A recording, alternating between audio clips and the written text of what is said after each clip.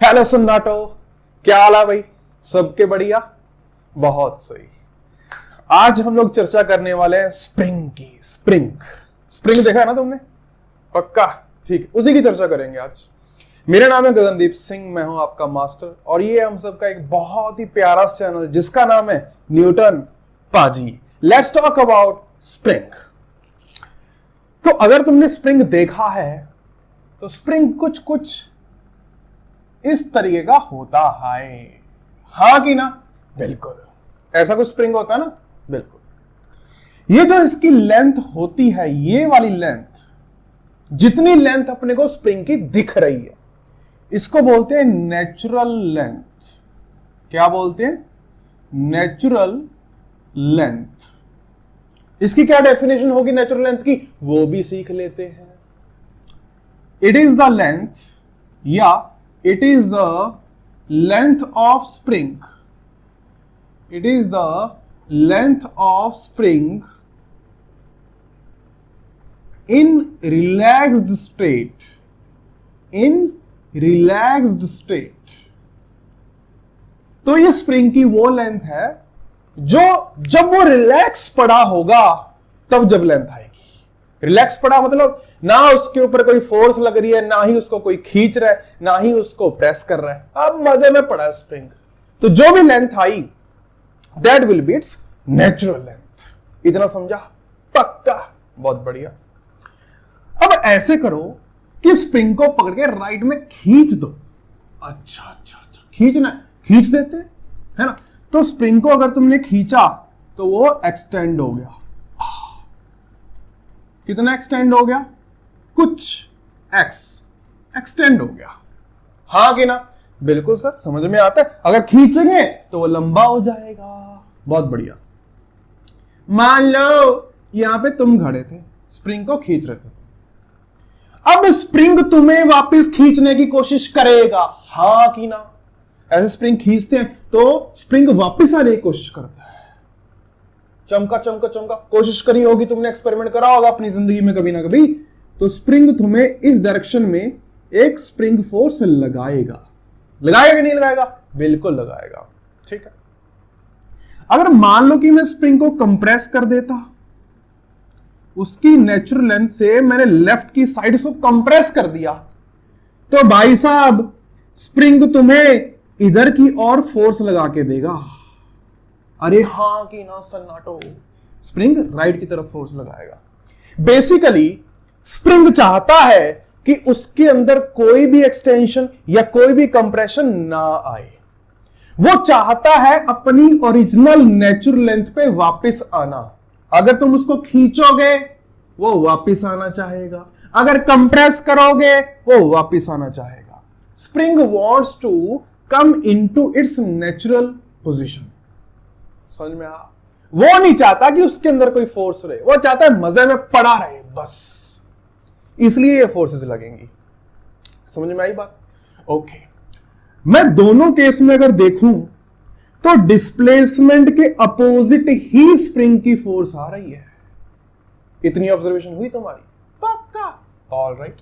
So observation is spring force is opposite to displacement x।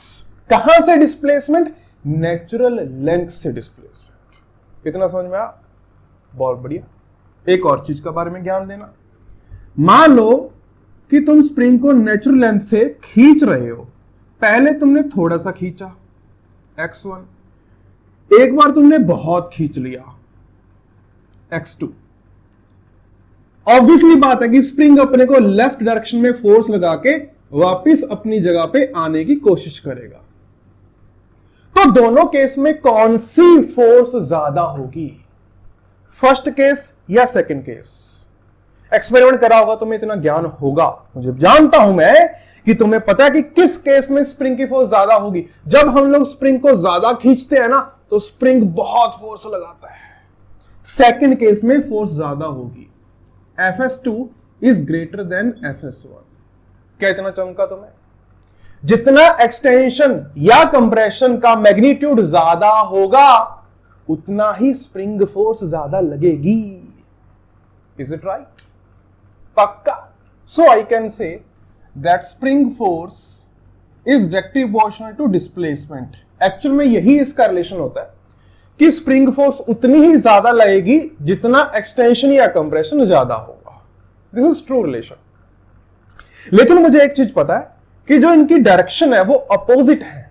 तो मैं अगर vector form में लिखने की कोशिश करूं, I can write a minus sign. Minus का मतलब होता है अपोजिट डायरेक्शन। सिंपल सी बात है कि भाई साहब फोर्स और डिस्प्लेसमेंट अगर वेक्टर फॉर्म में लिख रखे हैं, so F vector is directly proportional to minus X. Minus means कि डिस्प्लेसमेंट के अपोजिट होगा। इतना चमका। तो प्रोपोर्शनलिटी का साइन हटाते हुए मैं एक के लगा देता हूं। क्या लगा देता हूं? के। This K is called spring constant. इसको स्प्रिंग कांस्टेंट बोला जाता है। F is equal to minus K S is the actual spring force. समझ में आया सन्नाटो? F S is equal to minus K X. K is called spring constant. Spring constant की कुछ ऐसा यूनिट होगी, देख लो।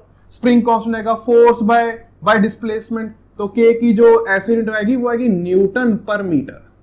Newton per metre is the ऐसा यूनिट ऑफ के, दैट इज स्प्रिंग कांस्टेंट। अब ये जो के है ना, ये स्प्रिंग के मटेरियल पर डिपेंड करता है, स्प्रिंग की लेंथ पर डिपेंड करता है। बहुत सारी कहानी है। हर एक स्प्रिंग का के अलग अलग हो सकता है।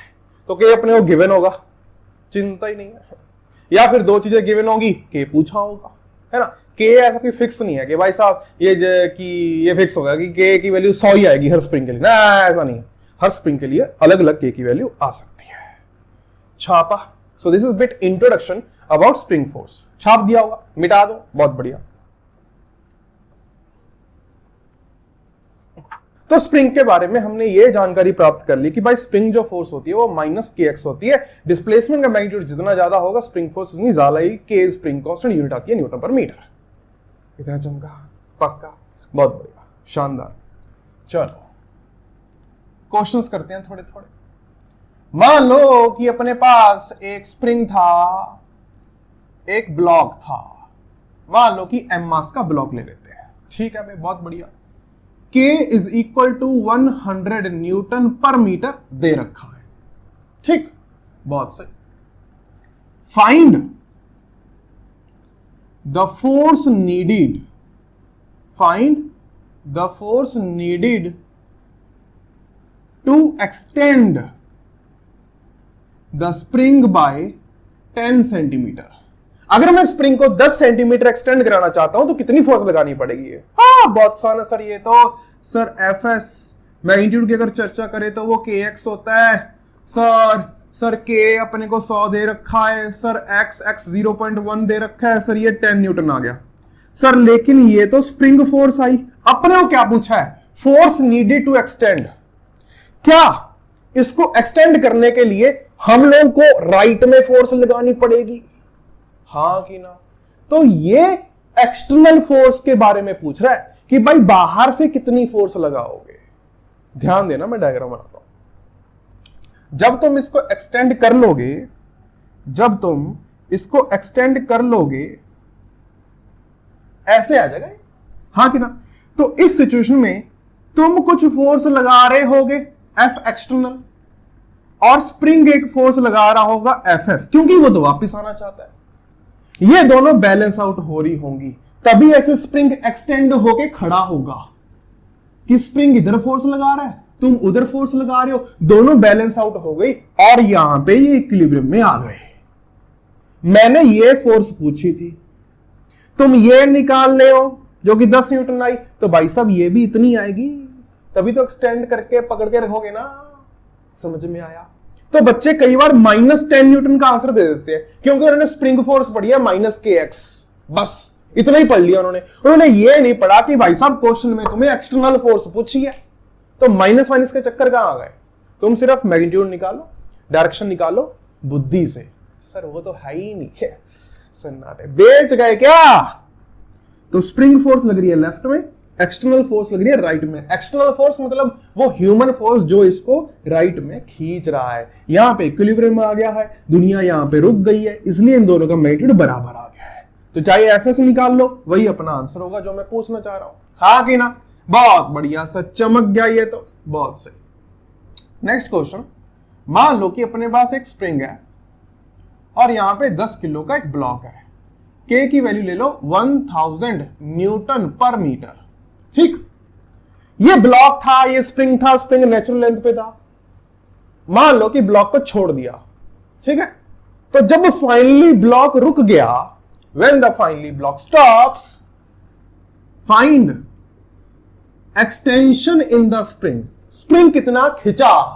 अच्छा सर, अगर ब्लॉक रुक गया है तो ब्लॉक के फ्री बॉडी डायग्राम में मैंने नीचे को वेट बना दिया 100 न्यूटन। ब्लॉक नीचे आ गया है, स्प्रिंग खिंच चुका है, तो स्प्रिंग चाहेगा कि वो स्प्रिंग फोर्स ऊपर की ओर लगा दे, वो चाहेगा कि वो अपना नेचुरल लेंथ पे आने की कोशिश करेगा। हाँ कि ना?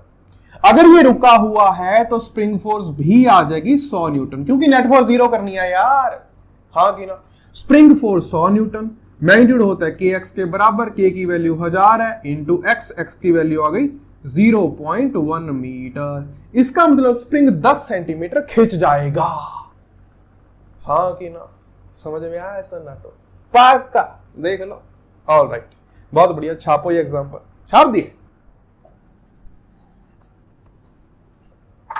चलो एक और कहानी सुनाता हूं कि मान लो कि अपने पास स्प्रिंग है, ये रहा स्प्रिंग, और इसका एंड ही ले लेते हैं, बस एक एंड है स्प्रिंग का, है ना। मैंने इसको एक्सटेंड कर दिया, एक्सटेंड करके स्प्रिंग खींच लिया, ऐसे यहां तक आ चुका हूं, एक्सटेंड कर दिया मैंने,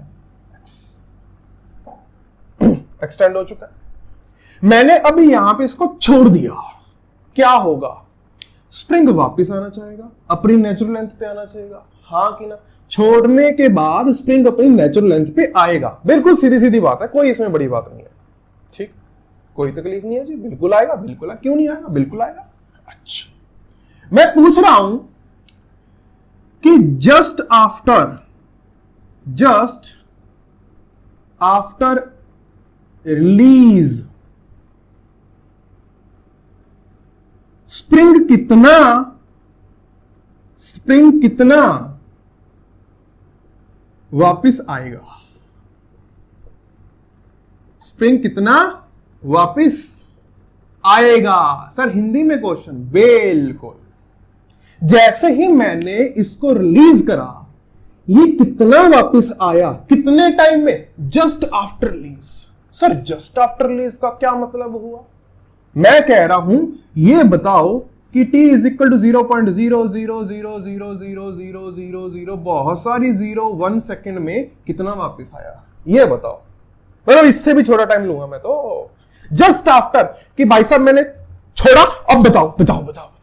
मैं वो पूछ रहा हूं, छोड़ने के बाद में टाइम ही नहीं दे रहा यार, तुरंत बाद बताओ कि स्प्रिंग कितना वापस आया। सर देखो, डिस्प्लेसमेंट है, बिल्कुल है। कवर करना है, बिल्कुल करना है। कोई एक्सलेरेशन होनी चाहिए तभी कवर अप करोगे, हाँ कि ना? तो मैं कह दूं x is equal to u t plus half a t square. Initially तो रुका हुआ था half a t square. Sir अगर टी आप बहुत छोटा ले रहे हो तो टी स्क्वायर तो बहुत छोटा हो जाएगा, हाँ कि ना? बिल्कुल सर। अगर टी स्क्वायर बहुत छोटा हो गया तो x तो सर नेग्लिजिबल हो जाएगा। नेग्लिजी, स्पेलिंग देख लेना भाई, नेग्लिजिबल हो जाएगा। हाँ क्या? अरे देखो सन्नाटो, 10 रेज़ टू पावर पता ही नहीं माइनस में कितना ही है, और स्क्वायर में तो और दुगुना पावर हो जाएगी। 10 रेज़ टू पावर -20 मीटर। अब 10 रेज़ टू पावर -20 मीटर कितना चले? बहुत थोड़ा, और उतना तो क्या ही चलेगा। समझ में आई बात? तो मैं ये कहना चाहता हूं कि जैसे तुम स्प्रिंग को छोड़ोगे ना, उसको वापस आने में वक्त लगता है। It takes time to come back to its natural position. इतनी बात समझ में आ गई होगी, क्योंकि भाई साहब यहां पे एक्स को कवर करने के लिए टाइम तो लगेगा। अगर तुम टाइम ही नहीं दे रहे यार, तो डिस्प्लेसमेंट क्या ही चेंज होगा, वहीं पर रहेगा, आगे ना? हाँ। मैं ये कहना चाहता हूं कि spring force need time to change, क्योंकि अगर तुम्हारा डिस्प्लेसमेंट नहीं चेंज होगा तो स्प्रिंग फोर्स भी नहीं चेंज होगी, क्योंकि स्प्रिंग फोर्स तो अल्टीमेटली डिस्प्लेसमेंट पे ही डिपेंड करती है। अगर डिस्प्लेसमेंट नहीं चेंज हो रहा, स्प्रिंग फोर्स नहीं चेंज हो रही, इसका मतलब स्प्रिंग फोर्स को चेंज होने के लिए कुछ वक्त चाहिए। अगर तुम वक्त नहीं दे रहे हो तो स्प्रिंग फोर्स चेंज नहीं होगी। बहुत इंपॉर्टेंट स्टेटमेंट है भाई साहब, इसके ऊपर क्वेश्चन आते हैं। क्वेश्चन अभी मैं लेना शुरू कर रहा हूं, मजा आएगा। बहुत इंपॉर्टेंट स्टेटमेंट है, छाप दिया। Spring force need some time to change, छाप दिया ना, पक्का। अभी क्वेश्चन लेता हूं, देखना मजा आ जाएगा। देखना ना कैसे कैसे क्वेश्चन आते हैं। ओके, तो मान लो कि अपने पास एक था ब्लॉक, स्प्रिंग के साथ बंधा हुआ था। ब्लॉक था 10 किलो को, मान लो 10 किलो का, एम ले लेते, वेरिएबल फॉर्म में चलते हैं। एम का मास था, स्प्रिंग लटका हुआ था, कांस्टेंट था के। ऐसे बढ़िया माजे में पड़ा है ब्लॉक। इसका भाई साहब स्प्रिंग कुछ ना कुछ एक्सटेंड हो चुका होगा, हाँ कि ना, स्प्रिंग एक्सटेंड हो चुका होगा। बहुत बढ़िया, शानदार। मेरे मन में ख्याल आया, क्या ख्याल है कि क्यों ना इस स्प्रिंग को काट दिया जाए। मैंने कैंची ली, स्प्रिंग का ऊपर वाला एंड काट दिया। ऊपर वाला एंड, बिल्कुल ऊपर वाला एंड, छत के साथ जो लटका हुआ वो काट दिया। Just after cut find acceleration of mass m। Question है, बहुत सिंपल क्वेश्चन है। Find acceleration of mass m। देखो स्टैंडर्ड क्वेश्चन है, इनको करने का तरीका स्टैंडर्ड है। कैसे करना है अभी बताता हूं। काटने से पहले ब्लॉक का फ्री बॉडी डायग्राम बनाओ। बिफोर द कटिंग, ये रहा ब्लॉक पे नीचे लग रहा था वेट, ऊपर लग रही थी स्प्रिंग फोर्स। ब्लॉक रेस्ट पे था तो स्प्रिंग फोर्स एमसी के बराबर होनी चाहिए, हाँ कि ना, बिल्कुल। देखो ये बाद की कहानी है, बाद में वेट तो लगेगा ही लगेगा। क्या स्प्रिंग फोर्स लगेगी? सर आपने कहा था कि स्प्रिंग फोर्स को चेंज होने के लिए वक्त चाहिए, हमने वक्त दिया नहीं है, जस्ट आफ्टर पूछ लिया, तो स्प्रिंग फोर्स चेंज होने वाली नहीं है। सर स्प्रिंग फोर्स तो उतनी ही रहेगी, कितनी? जितनी पहले थी, mg थी। नेट फोर्स देखो सर, नेट फोर्स तो 0 आया, ऊपर भी mg नीचे भी mg, कट गए, 0 आया। इसका मतलब एक्सेलरेशन कितना आया? 0। कितना आया? 0। नेट फोर्स 0 है ना, net force by mass is acceleration, 0 आया। मजा आया ना? बढ़िया, ठीक है। एक लेवल और ऊपर चलता हूं और मजा आएगा फिर। नेक्स्ट क्वेश्चन, मान लो कि एक रस्सी थी, एक m मास था, यहां पे स्प्रिंग लगा रखा था, यहां पे एक और मास था m। अभी ये सब कुछ इक्विलिब्रियम में खड़ा है, बिल्कुल रेस्ट पे मजे से पड़े। रस्सी काट दी, just after string is cut, find acceleration of A block and acceleration of B block। करो क्वेश्चन, करो अटेम्प्ट, मजा आएगा। हो गया, देखते हैं सन्नाटो।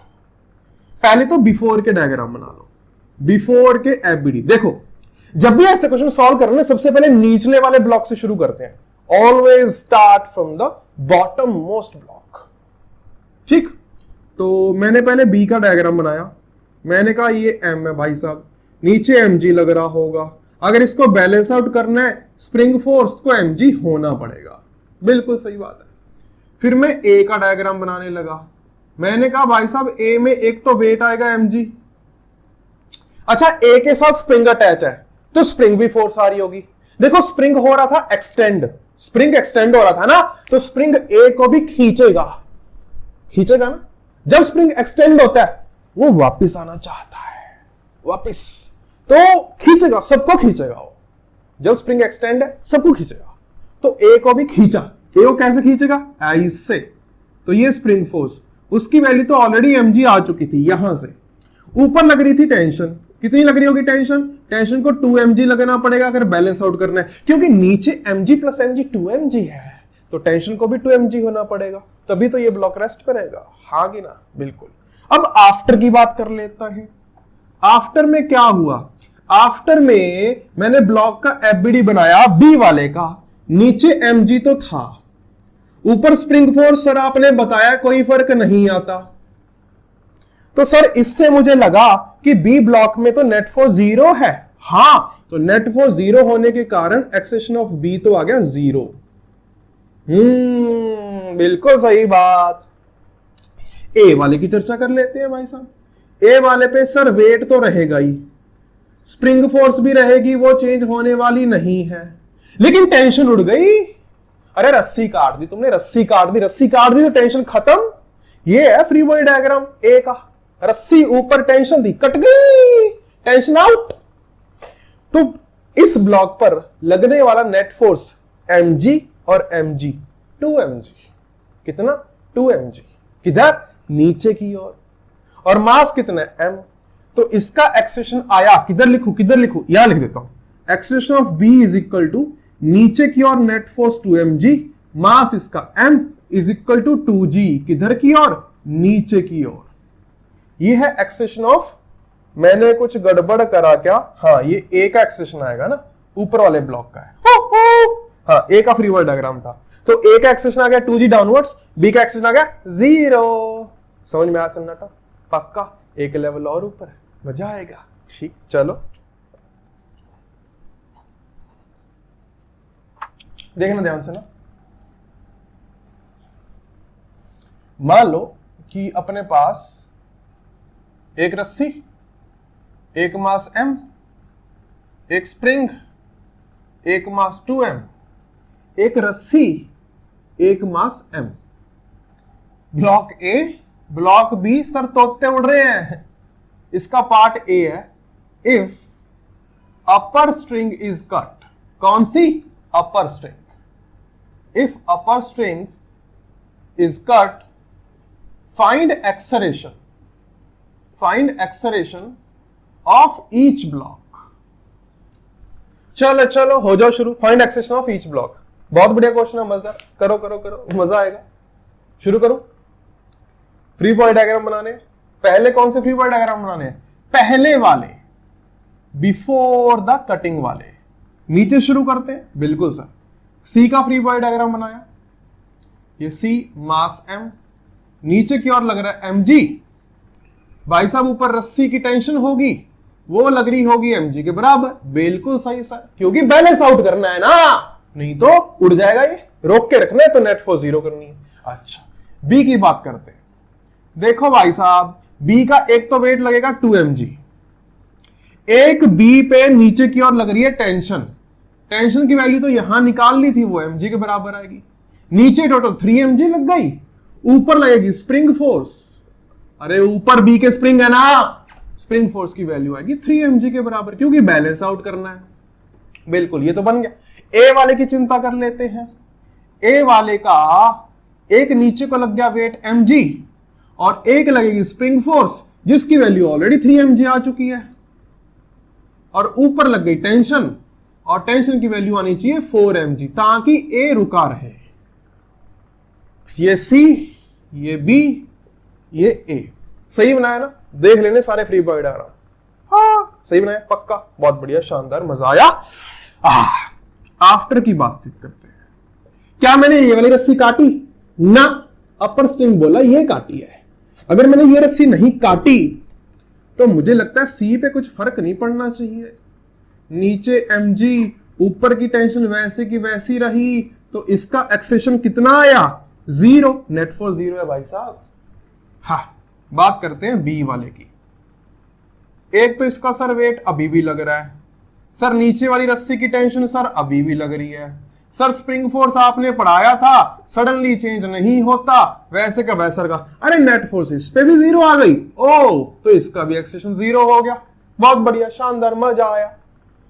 अच्छा, एक ही बात करते हैं। सर देखो, नीचे में इसका वेट लगेगा mg, सर स्प्रिंग फोर्स में कोई चेंज आता नहीं है, वो 3mg लगता रहेगा।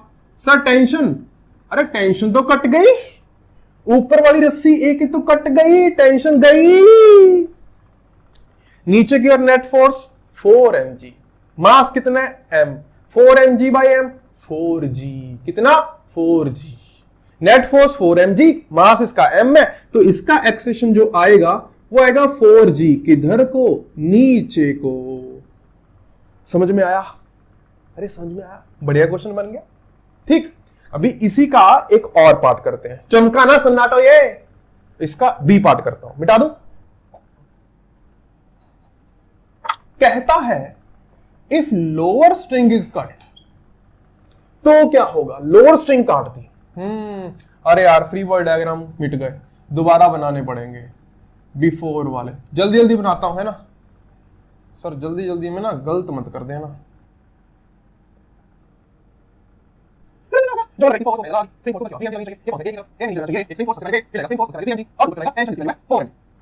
चलो, ये अपने पहले के डायग्राम बन गए। आफ्टर की बातचीत करते हैं।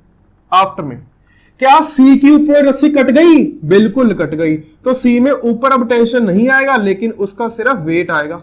अगर तुम ध्यान से देखो, इसके ऊपर नेट फोर्स mg लग रही है, किधर? नीचे की ओर। तो इसका जो एक्सेशन आएगा वो आएगा g, किधर की ओर? नीचे की ओर। Net force by mass is acceleration. बहुत बढ़िया सर, मजा आया। अगर मैं b की बात करूं, देखो सर, b पे भी ये रस्सी कनेक्टेड थी, ये रस्सी हट गई, तो अब इसकी टेंशन आने वाली नहीं है। स्प्रिंग फोर्स में सर कोई चेंज नहीं आता है तुरंत। ऊपर 3mg, नीचे 2mg। नेट फोर्स ऊपर की ओर mg। Net force mg divide by mass 2m, तो mg डिवाइड बाय 2m, तो इसका एक्सेशन आ गया g/2, किधर की ओर? ऊपर की ओर। g/2 ऊपर की ओर। चमका, पक्का, बहुत बढ़िया। ए वाले की बात कर लेते हैं। देखो सर, ए वाले में इसका वेट था, इसका स्प्रिंग फोर्स था, वही रहेगा। ऊपर 80 में टेंशन वही रहेगी, क्योंकि वो थोड़ी ना काटी है। इसके ऊपर नेट फोर्स 0 लग रहा है मेरे को, तो इसकी कहानी समाप्त। इसका एक्शन 0। समझ में आया? पक्का। सो ये हुए अपने कटिंग वाले क्वेश्चंस। डन।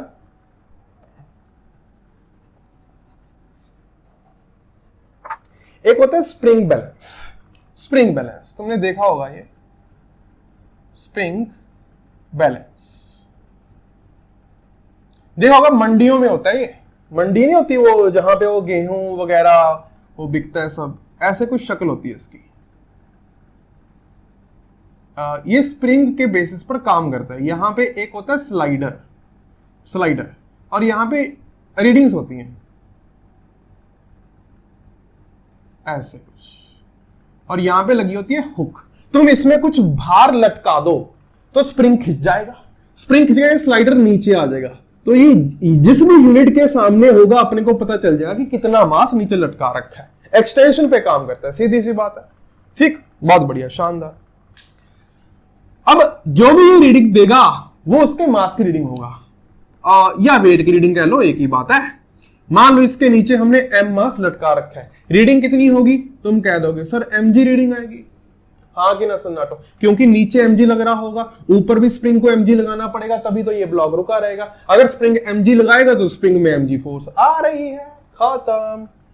चमका के नहीं चमका? इसी को स्प्रिंग बैलेंस बोलते हैं यार। बस इससे भार तोलते हैं, कंडा बोलते हैं इसको, कंडा। हिंदी में, पंजाबी में ना इसको कंडा बोलते हैं। चलो एक और क्वेश्चन कर लेते हैं, छोटा सा, बहुत ही चौमू सा, बहुत ही नामुमकिन ना होने वाला क्वेश्चन। नहीं, ऐसा नहीं है, ये बहुत ही आसान क्वेश्चन होने वाला क्वेश्चन। हमने एम मास लटका दिया पुली के सहारे। बताओ इस स्प्रिंग बैलेंस में क्या रीडिंग आएगी? बताओ बताओ बताओ बताओ। सर यहां पे tension T is equal to mg है, यहां पे टेंशन T होगी, सर स्प्रिंग में mg ही फोर्स आएगी। आंसर आएगा mg। कोई तकलीफ नहीं है। अच्छा, मेरा क्वेश्चन ये है कि यहां पे जो टेंशन है वो कितनी है? Sir mg। ओके, क्या ये स्प्रिंग दीवार को भी खींच रहा होगा? हाँ, पक्का, वेरी गुड। तो यहां पे टेंशन कितनी होगी? mg। हाँ कि ना? समझ में आया? पक्का। एक और क्वेश्चन करना फिर इसी जैसा, मजेदार क्वेश्चन है ये।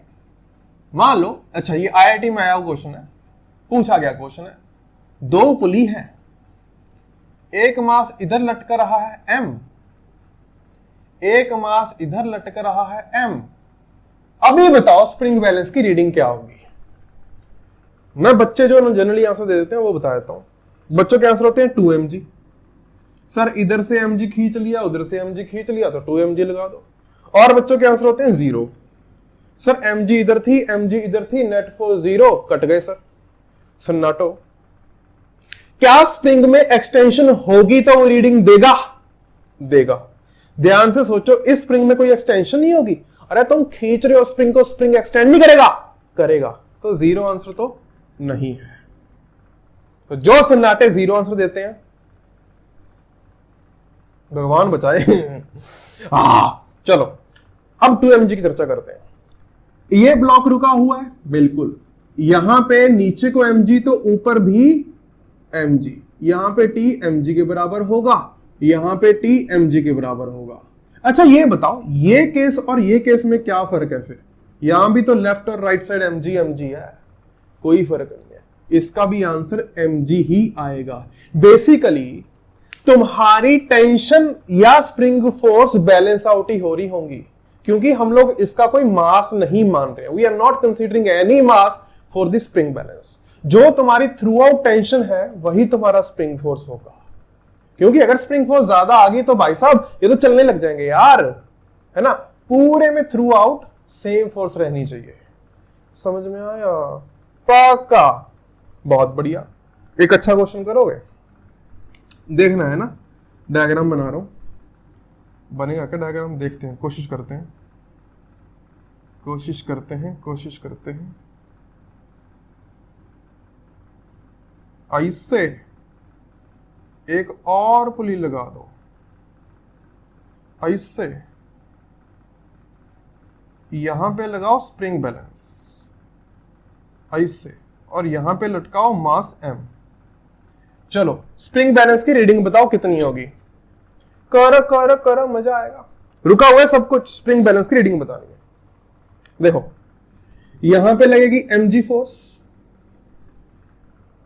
पुली वगैरह रस्सी वगैरह सब मासलेस है। अगर मैं इस पुली पे देखूं, यहां पे टेंशन T लग रही है, तो यहां पे भी टेंशन T लग रही होगी, क्योंकि एक ही रस्सी है।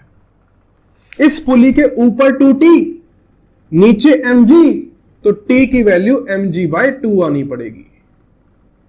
हां कि ना? बिल्कुल। अब इस पुली को देखो, नीचे mg/2, ऊपर 2 टेंशंस लगेंगी, तो एक जो टेंशन आएगी वो mg/4 आनी पड़ेगी।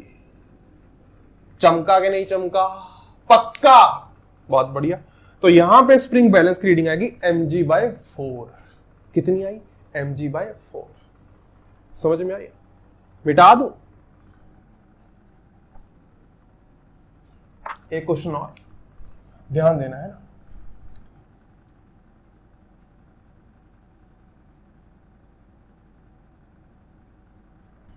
यहां पे है अपना स्प्रिंग बैलेंस।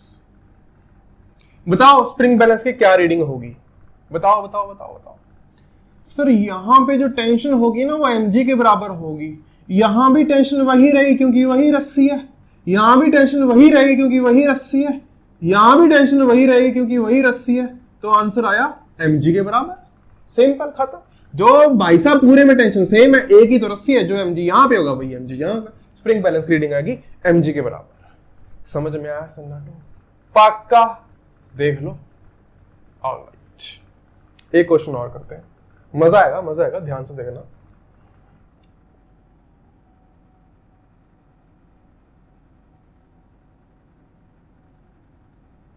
चलो क्वेश्चन ये है कि जब ये सिस्टम को हमने छोड़ दिया तो तुम्हें इस स्प्रिंग में एक्सटेंशन बताना है। Spring constant is K, what is the extension in the spring when whole system is at equilibrium. करो। हुआ?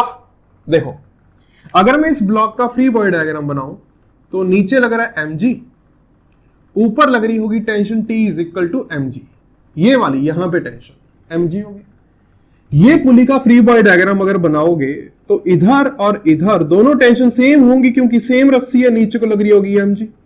तो यहां पे जो टेंशन आई वही टेंशन यहां पे भी होगी, वही टेंशन यहां पे भी होगी, और उसकी वैल्यू mg के बराबर आ रही है। समझ में आई बात?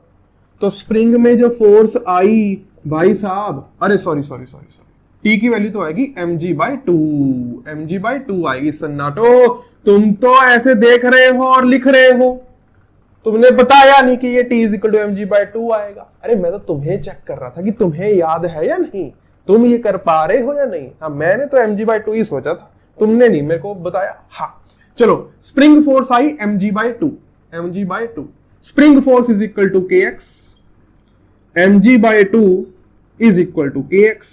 तो यहां से x की वैल्यू आ गई mg/2k, तो ये होगा स्प्रिंग में एक्सटेंशन। समझ में आई सारी बातें? पक्का? ऑल राइट, बहुत बढ़िया। सो ये था अपना स्प्रिंग फोर्स वाला पार्ट। तो यहीं पे डन करते हैं। नीचे तुम्हारे लिए असाइनमेंट है, असाइनमेंट दे रहा हूं मैं अभी, तो असाइनमेंट तुम्हारा एक पीडीएफ फॉर्मेट में तुम्हें लिंक मिल जाएगा, वहां से देख सकते हो and you can solve those assignments. उसके आंसर भी नीचे दिए हुए हैं, ठीक है, उसी असाइनमेंट में दिए होंगे। तो जो सन्नाटे नए हैं भाई साहब, सब्सक्राइब का बटन दबा के घंटी बजा दो। नेक्स्ट क्लास में मैं Newton's third law of motion की बातें करूंगा, इंपल्स वगैरह की बातें करेंगे, और मिलते हैं फिर नेक्स्ट क्लास में। टिल देन पढ़ाई करो, मजे करो, लेकिन पढ़ाई जरूर करो यार, पढ़ाई करना बहुत इंपॉर्टेंट है, राइट? चलो फिर, सी यू, टाटा।